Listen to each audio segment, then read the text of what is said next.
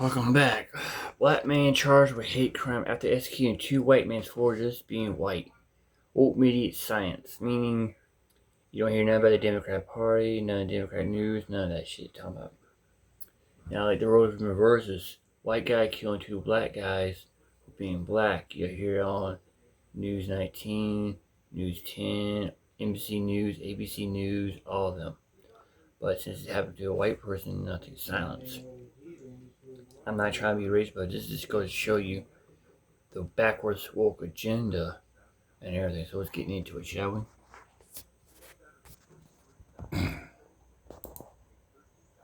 Alright guys, so we gotta talk about a story that the mainstream liberal media will not talk about. You're never going to hear a story like this because, once again, it does not fit the narrative. And on my channel, I am determined to talk about stories that don't fit the narrative because if we're going to talk about hate in this country, if we're going to talk about racism in this country, then we have to have the conversation from all sides, okay? We cannot selectively be outraged by heinous acts of racism, okay, when it's done to certain groups of people, and then when it's done to other groups of people, we don't talk about it. In this story right here, again, if the mainstream liberal media, if the race hustlers of America actually gave a damn about so-called racism, okay, they will be covering this story, okay, because we got to talk about a story involving a hate crime committed by a black man who decided to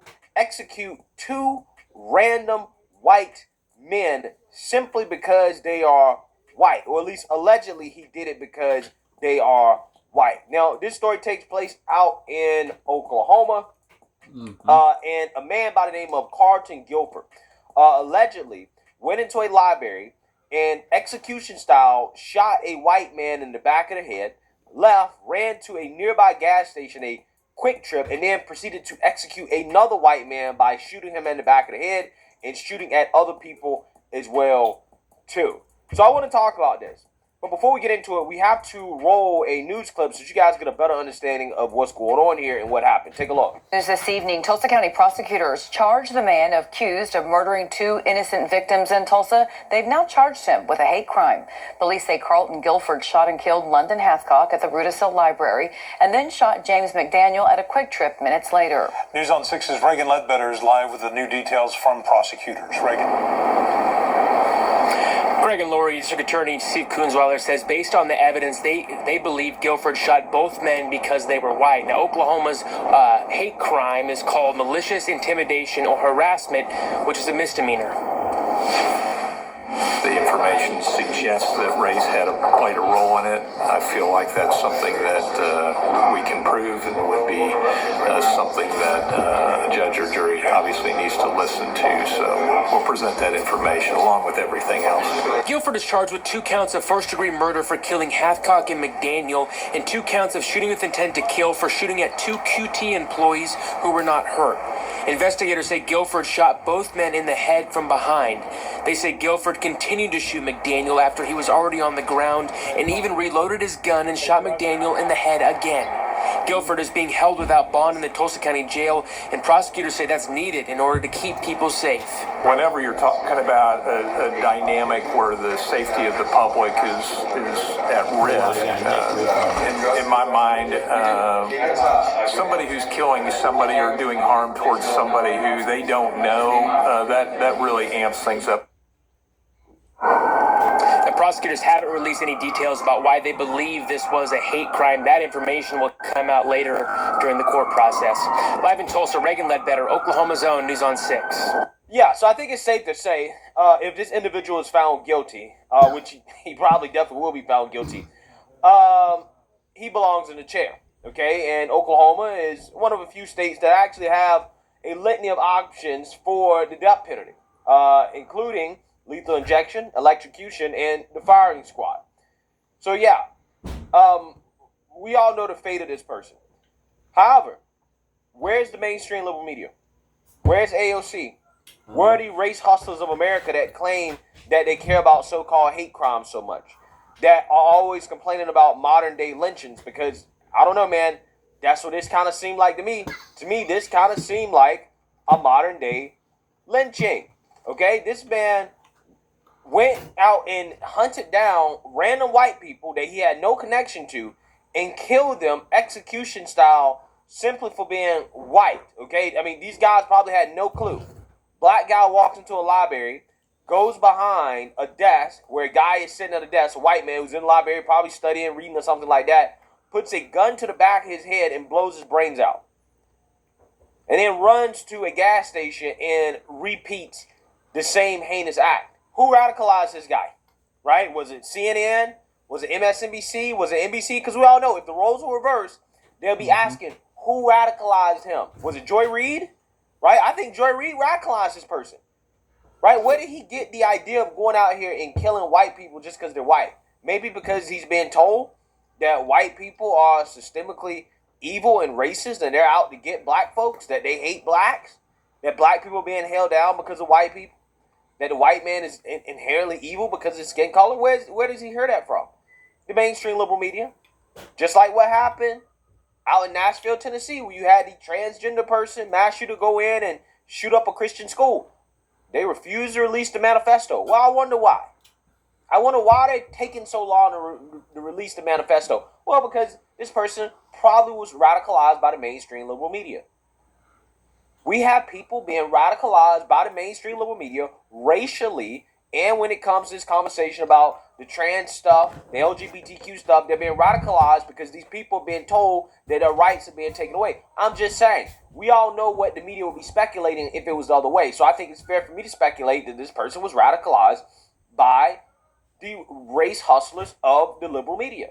And again, you're not going to hear about it. CNN's not going to cover it. MSNBC's not going to cover it. But again, what they'll talk about, though, is a homeless man who has a history of committing violent acts against people, terrorizing the subway system, who probably was violent at the time, being choked to death by a veteran. Because a veteran decided to take matters into his own hands and stop a threat, or alleged threat. We really don't know yet. It's just amazing to me which stories get coverage and which stories don't get coverage. Okay, from, again, the same people that claim that they care about hate and bigotry so much. These two men should not have lost their lives. They did not deserve to die because they were white. Again, this is the exact same stuff that the race hustlers would be saying if the situation was reversed. Right now, could you guys imagine? Could you guys imagine how outraged the media would be if you had a white guy go into a library and shoot a black man reading or studying in the back of the head for no reason, just for being black, and then to go do it again at a gas station? Can you imagine the response? Well, I know what the response would be. Black people can't even go to the library without worried about being hunted down by the white man. Right? That's what the narrative would be. But again, when the races are reversed, when it doesn't fit the narrative, there's crickets. And I already know there's going to be simple-minded Negroes in my comment section talking about, oh, you a sellout, you a Tom, here you go defending the white man, and blah, blah, blah, blah, blah. While at the same time, these people are going to ignore the fact that when the Buffalo shooting happened, right, when the white guy went into that supermarket and indiscriminately killed black folks just because they're black, I came out here and what did I say? That is an act of white supremacy. That guy is a white supremacist. He's a left-wing white supremacist, but he's a white supremacist nonetheless. See, a lot of people criticize me because I cover these types of stories. Right? Not just these types of stories, but also stories where we have black folks killing black folks. Just the other day, I covered a story about how you had black teenagers go on a bus to try to assassinate another black student, a black teenager. Again, you know, when I cover stories like that, when I call out the acts of violence that are actually causing black people to lose their lives in this country, I'm called all types of names. Right? People say I am tap dancing for the white man. Amazing. But what I'm actually doing is I'm actually doing what the race hustlers refuse to do. The so-called pro-blacks refuse to do. They actually refuse to call out hate and bigotry when it happens to black people in a way that doesn't fit the narrative. For example, when other black people do it to each other. See, I call it out both ways. If a white person was to do something like that, like I said, what happened with the Buffalo shooting, I'm calling it out. I'm calling it what it is. Yeah, that's white supremacy. In this case right here, black man goes and executes white people just because they're white. This is an act of black supremacy. This is an act of hate. This is an act of racism. I'm calling it both ways. But again, how many of these race hustlers that the wokes, the pro-blacks, how many of them that they worship, okay, how many of them are calling it both ways? How many of them are calling it both ways? They're not, right? They're not. They're ignoring black on black crime. They're ignoring black on white crime. Like, for example, there was a story that happened a couple months ago where you had a black dude execute a white homeless man in broad daylight. In broad daylight, in the middle of the street. Gun pulled in broad daylight in the middle of downtown St. Louis. This is a snapshot showing the moments before one man pulled the trigger. It is just the latest incident in a string of violence critics argue is driving people away from downtown. As crime balloons, one nearby business owner telling News 4 he's afraid to keep his doors open after the sun sets. Police now telling News 4 Deshaun Thomas is charged with murder after killing that man execution style yesterday morning, as you saw in that video. Gabriela Vidal joins us live after tracking new developments in the search for the killer. She's live outside St. Louis PD.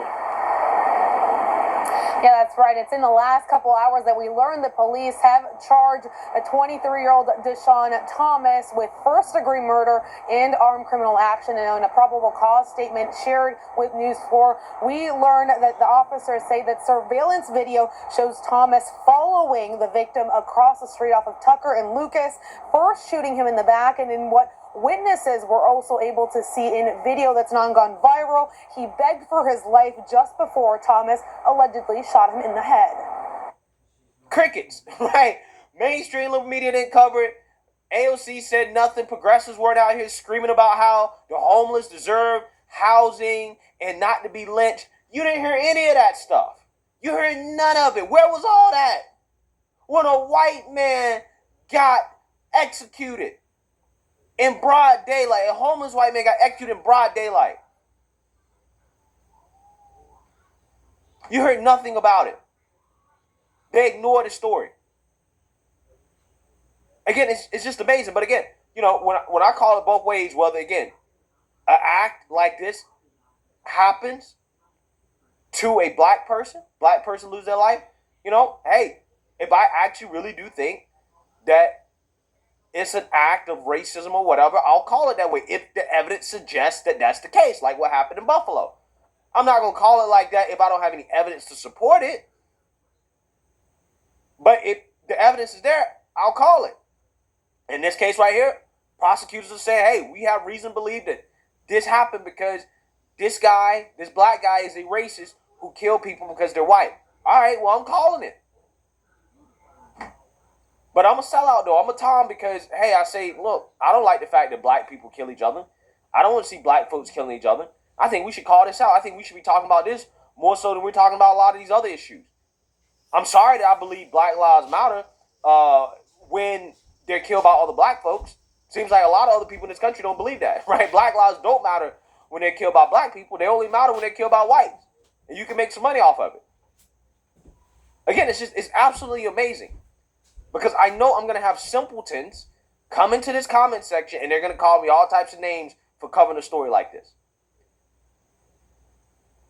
But they worship people who actively ignore the real problems in the black community that are destroying black people on a day-to-day basis. Those people get worshiped and they're called pro-black and all this and that when they're not. They're anti-black. Any black commentator that claims to be pro-black and they're ignoring the genocide that's happening in the black community, since people love to say the word genocide, right? Let's use the word genocide here. If you're ignoring the genocide that's happening in the black community, you are the sellout. You are the person that is against black folks. Not only against black folks, you're against America too, right? Because, what's happening with black crime ain't just affecting black folks, it's affecting everybody. If you're ignoring it, if you're refusing to call it out, you are the person that's the problem. Again, the thugs